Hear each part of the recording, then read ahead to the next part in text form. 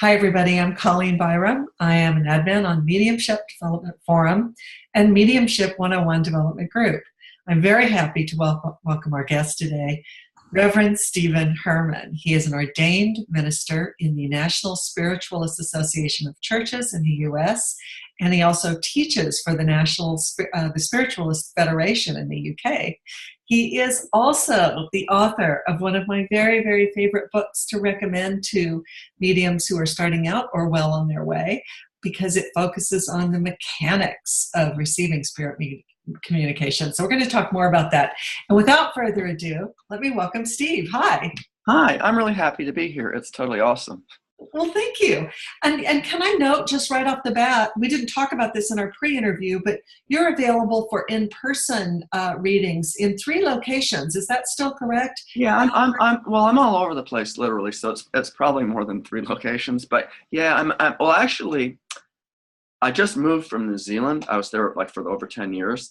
So I was based outside of Auckland, New Zealand. Mm-hmm. I still am kind of connected there a bit, but I'm now living outside of San Francisco in the Bay Area in California. And then I'm also set up in Massachusetts, but I work internationally, so I'm like all over the place, all over the States as well as abroad, depending on whatever happens. Thank you for that clarification.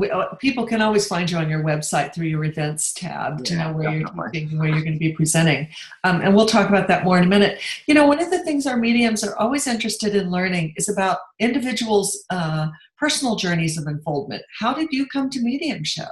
Well, I guess I've always been really open to the spirit world, and I've always been kind of drawn to that. And it's one of those things that once you get into it, you're not really able to get out, are you? And it's a really good thing. And everybody has this ability. That's the big thing. It's not something where, oh, I'm so special.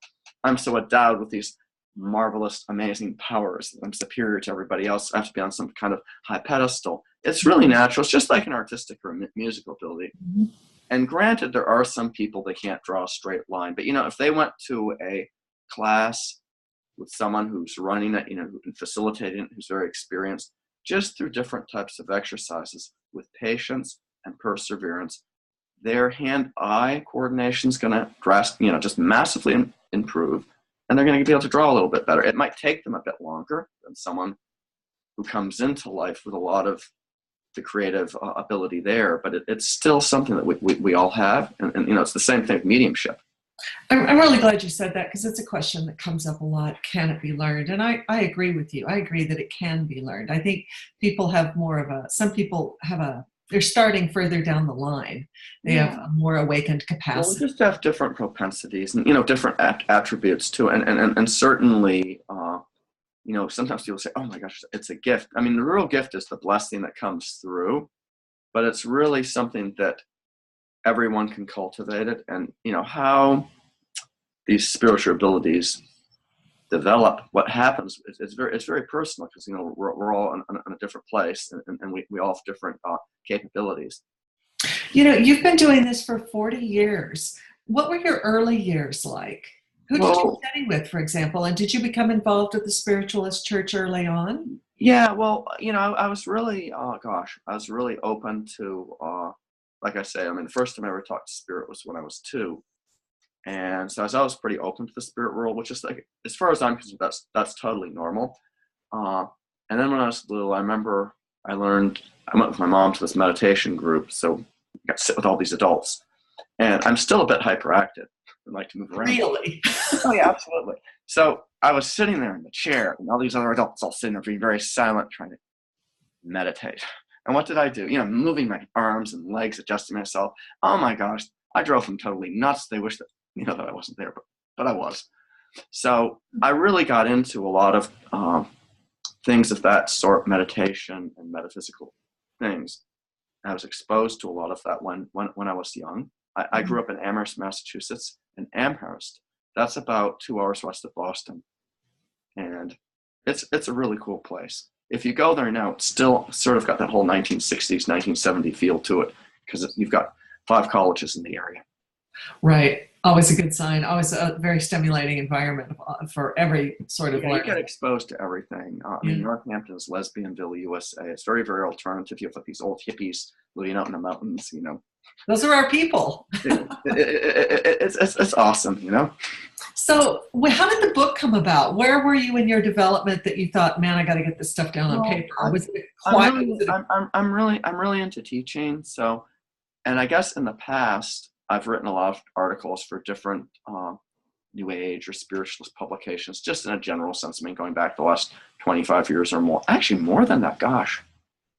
Yeah, even 30 years ago, I was writing stuff related to that. So anyway, I was always drawn to writing, and I'm really into history. So I've got this whole intellectual side of myself. So I have literally thousands of books. I mean, I've got massive bookcases of books, and I'm really into the learning aspect. I'm into the teaching aspect of it. So I really, for a long time, I wanted to write a book. And I guess one of the problems that I've found, just in a general sense, is a lot of the books that are published, at least contemporary-wise, tend to be these books.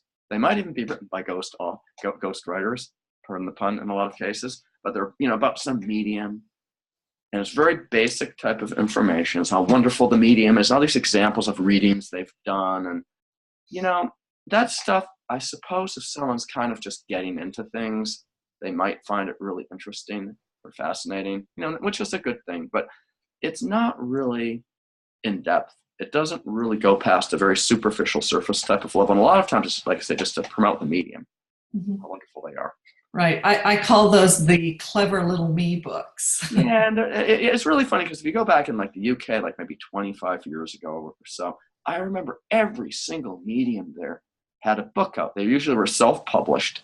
They had these pictures of themselves on the cover. And, not saying, you wouldn't benefit from reading one, but it was pretty much just all these stories about how wonderful they were and all these things they've done.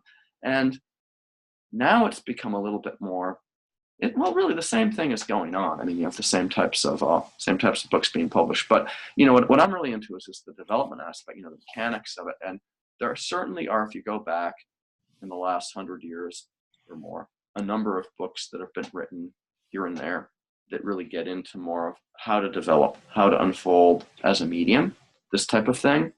So that's really what I was interested in writing, which, because I have kids, I've got 4 kids. So it took me a lot longer than I would have liked, but which is okay. I put a lot of energy into it and everything. Something well understood by parents everywhere. I want to hold up and show our audience some of the exercises in the book. The book is actually full of very explicit exercises that you can do alone or in your development circle, which I find really, really helpful. And the book does, in fact, focus on the mechanics of mediumship. So it's not about me, it's that. I mean, I talk about a little bit about myself or experiences, but that's not really where I was coming from, because when I kick the bucket, ideally, I would like that book to be read or utilized by people who are teachers or really people who are really seriously into mediumship, regardless whether they're novice or someone very experienced or professionally doing it, because I think the book's pretty good for anyone at any level. But when I'm not around, I would like it to be used. Whereas a lot of these books, like I said, they're written about how wonderful some mediums, they're on TV or they're this or they're that. It's like, 10 years from now, no one's going to really care. 30 years from now, no one's going to care. What to speak of 100 years. Now, there are some books that you can read. They might have been written 75 years ago. They're really, really good. Granted, sometimes the language isn't quite as modern as it is now, but the information is fantastic. It's really thorough and deep. And that's where I'm coming from more. Would you put Gordon Higginson's books in those categories? The only book by about Gordon Higginson that I've read was his his autobiography. I think unless it was a biography. I think that he wrote it himself, On the Wings of Angels or something like that. Yeah. I know you're trying to find the book right now. I was trying to pull it off the bookcase and magically show it up here, which I could not do. But I also have books by Arthur Findlay. Arthur. Oh, you're thinking about Arthur Findlay, because Gordon Higginson's book was just more of, about how he got into, which things like that are really cool. I mean, there's books for example, by Estelle Roberts, 40 years, medium, which actually is very good. I mean, there are some of these books where you can really learn a lot about someone's early experiences and development. There's not any value in things like that, but there's just this whole other aspect of how does it work? How do you actually get into things? What takes place, with communications, what are potential blocks that people might have, and how do you get past those types of things? And, more in-depth exercises and how to actually, because we're dealing with mind-to-mind communication, but how to actually receive even certain types of communications. So I'm really into all of this. So that's really where I'm at. And, actually a lot of the exercises in my books, probably the majority of them are oriented more toward groups, because part of what I wrote too was more for people who are teachers to be able to use. Mm-hmm. And I have 84 exercises, but actually dozens and dozens more, so I need to come up with another book. I wonder if you need to come up with a workbook or a development circle workbook. Yeah, I thought about that. I have to kind of do it because I've got different ideas coming in, but then it's a matter of actually getting it down, conceptually down something that's really, I'll have to figure that out. I wouldn't mind having, I've had this other book, it's been out for Mediumship Mastery. It's been out now for 3 years, and it's done very, very well. I mean, it still sells very well, through Amazon. And, if I'm on tour, lots of people always buy it, that type of thing. Because I mean, it's there's a lot of substance in it. I'm very happy about that. Yeah. So one of the things that our beginning mediums and even people who've been practicing for a while are starting to grapple with, some of them, is the value or the notion of sitting in the power. Is this part of your practice? And if so... Yeah, well, I'll tell you this. It's interesting because, and I talk a little bit about this in my book. When I first started sitting in classes, initially, I remember I was sitting in 2 different groups. One was a church group, which was run by this very experienced medium. And she would do a meditation. Now, I'll tell you, I think the meditation she would do, I'm thinking, gosh, it probably was, 15, 20 minutes, something. I mean, she would do this meditation, which was quite nice. And then we would sit, and then at a certain point, the power would be there. She'd kind of opened it up, and people could receive messages and then give the messages out, that type of thing as they were getting them. They would ask, may I come to you? And then state what they were getting. And then at the end, you want to say, God bless you. There was no asking questions. Does anybody here know somebody with the letter E in their name? And it's that person in the spirit world, or maybe they're in the physical. Is your mother in spirit? I might ask the most elderly lady sitting in the front row. Well, there was none of that stuff. All right. But there really wasn't a long period of meditation. Now, the other group I was sitting with at the same time, and that's as a home circle, and the medium was a trance medium. So we would sit, and really we'd have a guided meditation, but we'd let the energy, after that we'd just sit in the silence. You sit in the power, so to speak, and the energy would build up.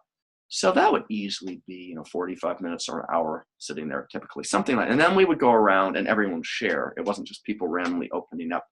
And as part of that, depending on the conditions, we might have a couple spirit teachers come through, in terms of trance address, this type of thing. Mm-hmm. So now what you're asking about sitting in the power, in my view, I think it's really, really, really, really, really important to sit in the power. Let the energy build up. The attunement and the connection takes place. It's invaluable for development. Now, certainly doing something like that on your own is great, but when you have a group of people doing it, it's fantastic. Mm-hmm. Now, I've gone to so many different groups over the years, and there's nothing wrong in some cases. You just have a real short meditation for 15 minutes, get everyone kind of harmonize the energy, gets cohesive, and gets people tuned in a bit. That's great. But the real development, if you go back in the early years of sitting in home circles or groups, the development takes place when you're sitting in the power. You've got a group energy, don't you? You have your own energy field, and it blends in with the auras of everyone else there. It's this collective vibration. So we raise their vibration, they lower their vibration, and they will work with your chemistry. They attune themselves to you. They work with you as an individual, but as the group too, as a whole. So if you have a close group, the same people, week after week sitting, and it's really harmonious. And remember, if you have a family or real close friends, these older home circles, you're meeting year out, day, each week, once a week, let's say, year after year, the power is fantastic. They can develop these really pretty awesome phases of mediumship. If you look back, the type of mediumship that was being done, even 75, 80, 100 years ago, there's a lot of phases of mediumship that you would have found people had cultivated, that the spirit world was expressing through mediums, that in the present age are kind of rare, or you just won't find at all. Mm-hmm. Now, there's other reasons, there's a lot of different reasons for this, but I mean, a lot of it has to do with because people don't sit. I call it microwavable mediumship. I want it instant. And the other problem is when people say, I want to be a medium, what do they want to be? Oh, I want to be just like James Van Prague. I want to be like John Edward. I want to be like the Long Island medium. I want to be, give messages to people, evidential communications, if not fortune telling. Now, that's a good thing. That's one type of mediumship, mental mediumship, clairvoyance, clairaudience, clairsentience. But there's a lot of different phases of mediumship that, you just don't see them exhibited nowadays. For example, if they wrote in blood red letters, almost like welts on my arm, the names of your grandmother. Can you imagine that? And Charles Foster, who was known as the Salem Seer, he was a medium, Salem, Massachusetts. This is going back in the 1850s, 60s. And one of his phases is, from what I understand, is that, this is the way they would work with him in some cases. Now, how do you develop something like that? You develop it, certainly, you might have the natural propensity for something like that. Some of you might ask, well, why would I want to develop something like that? But, you're sitting in a group. They can do things. They can work with people in a way. And you go way beyond just bringing someone's mom through and describing her to someone, which is a good thing, doing a reading or doing platform work, standing up in front of people, that kind of thing. But really, there's a lot that can be done that you probably wouldn't want to demonstrate in front of a lot of types of people, probably because it would flip them out. Mm-hmm. Does that make sense? Yes, it does. But a lot of groups I've been to, in a general sense, just all over the place, is that, they'll sit like for 20 minutes or 10 minutes, have some really ridiculously short meditation. Like I say, sometimes something that serves the purpose, just to get people kind of tuned in if you're doing some longer workshop. But really, very few sit for an hour just sitting together. And then, they can share, they can, work, allow different things to come through.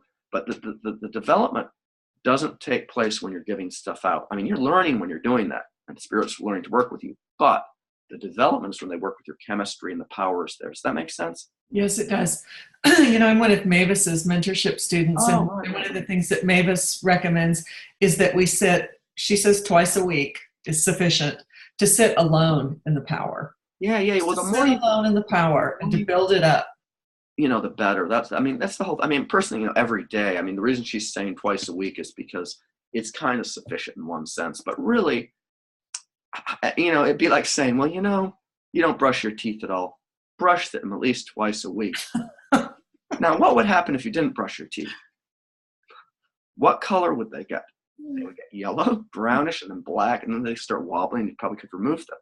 So with meditation, it's the same type of thing. We're really, we're cleaning our hearts, and you certainly have the benefit with the mediumistic development aspect of it, but it's also really the real idea behind it is to connect with God and to become more God realized and to more self realized, which is really, really, really important. That's the ball game. Whether people are consider themselves religious or not, we are working with unseen energies, and we are working with energies that vibrate at a higher level. And so we are well advised to sort of condition ourselves to work at that level at all times. Yeah.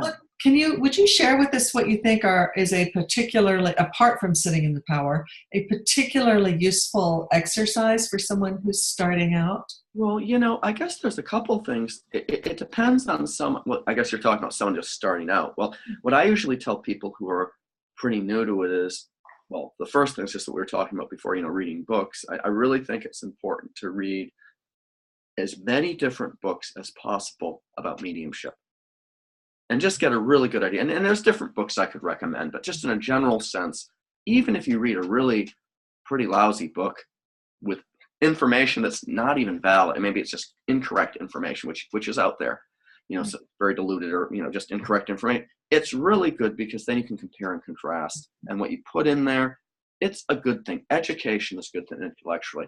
And I really suggest, meditating every day, these types of things, I also suggest it's a really good thing if people can get into some type of, for example, some maybe hatha yoga or kundalini yoga, or perhaps practicing some like Qigong or some type of traditional martial art.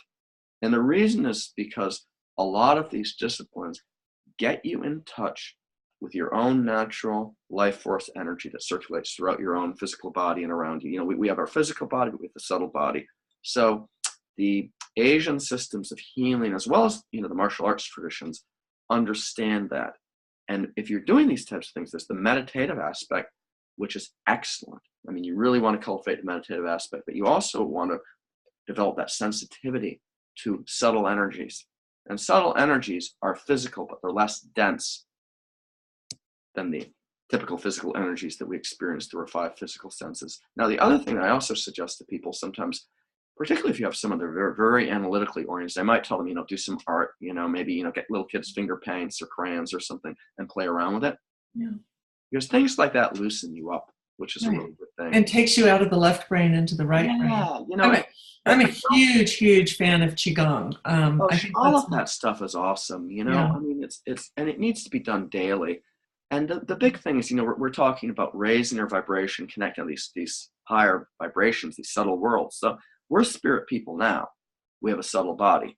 Now, in a general sense, people, we're very materialistic. Otherwise, we wouldn't be here. People have material desires. They're just, we're covered over. I mean, and there's people on different stages of development. Now, with mediumship, you could be, a total jerk, just really like ego-driven, really not very functional in terms of how you relate with other people. And you could be pretty open as a medium. Just because you're a medium doesn't make you moral, doesn't make you ethical. It doesn't mean you've developed your character. You're overcome certain flaws within your, on a personal level. But if you work on yourself spiritually, that's going to really spiritualize your mediumship. It's a really good thing.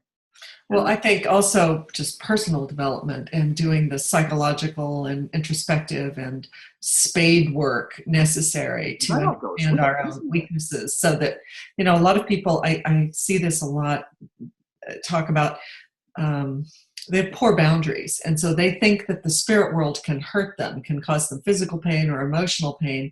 And I think when we do a lot of the necessary psychological work, we're able to more effectively distinguish between what's going on over there and what's going on here. And so that too is important. Oh, well, actually, that's essential. I mean, there's really a couple different levels here. I mean, there's the physical, then there's the emotional and mental aspect, and then you've got the soul level. Mm-hmm. And you sort of, the thing is, the soul level's the most essential, but the subtle coverings of the mind, the intelligence, all these emotional types of issues, all of that stuff is there. And then you've got the physical. So, you can definitely not take care of your physical body, eat garbage, not recommending it. But, you just not take care of it. Smoke 7 packs of cigarettes a day. I don't think we talk about this enough in the medium. But this is what people do. In the medium, chain smoking, and I remember one of my teachers, when I sat here, she smoked. She's always smoking. And I remember when I met her, she must have been, in her mid or late 50s, around that age, and I remember, within 15 years later, must have been about 15 years later, she kicked the bucket and went to spirit, something like that. She was having all these health problems. I just remember even back then she was having health problems when I first met her. And then, and there's no judgment there, but your life, what you think, and also how you live, there's cause and effect. Yeah. Now you might think that, I can be a really good medium. It doesn't really matter. And in one sense, yeah, you can be a really good medium. But it's better to take care of your body. Mm-hmm. It's just a good thing. And if you're emotionally imbalanced, you need to take care of those things. A lot of people, why do they get into this development? Because they're needing healing. Now, in some cases, yeah, they've lost someone close to them, they're grieving, that type of healing. But a lot of cases, it's just stuff they're going through. their husband ran off with the UPS driver, they're devastated, or just all these horrible things are happening. And they go into the spiritualist church a lot of times. Maybe they're going to a 12-step group and all these issues. And we have to start somewhere. We need therapy, we need help. But people will get into, I'm developing clairvoyance, and now everything is perfect. I'm a spiritual person. And really, yeah, you are a spiritual person, but developing clairvoyance doesn't mean that you're balanced. And if you're imbalanced, you shouldn't be into it in the first place. So the more you kind of work through things emotionally, and it's a process, it's not instantaneous, that self-love, loving others, all of these things, real basic things, you're going to be a better channel for spirit to work through, right? Because I absolutely it's part of the message. I mean, we're part of the process with what comes through, at least when we're dealing with the mental mediumship in that aspect. Yeah.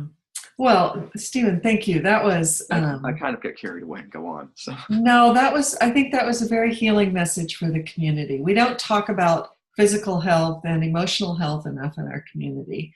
And it's probably an artifact of being human that we don't talk about it, focus about it enough anywhere in any siloed existence. When it comes to psychic development, I mean, people don't really, or developing mediumship specifically, people don't really, I mean, I'm a vegetarian, for example, and I mean, I'll go to these international spiritualist gatherings, or I'll go to national spiritualist gatherings, or, just groups of people involved in this stuff pretty heavily. And it's very rare that I run into people who are holistically oriented.